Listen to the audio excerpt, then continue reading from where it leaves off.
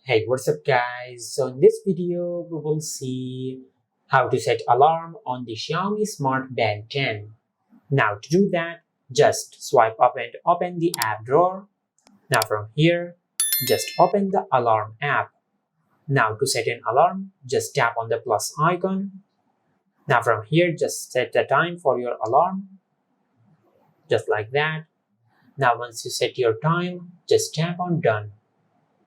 Now from here, if you tap on repeat, you can select when you want to repeat this alarm. You can select once, daily, or you can select the custom option. You can select the days of the week when you want to enable this alarm. Now after that, just tap on done. Now as you can see, this is how you can set an alarm on the Xiaomi Smart Band 10.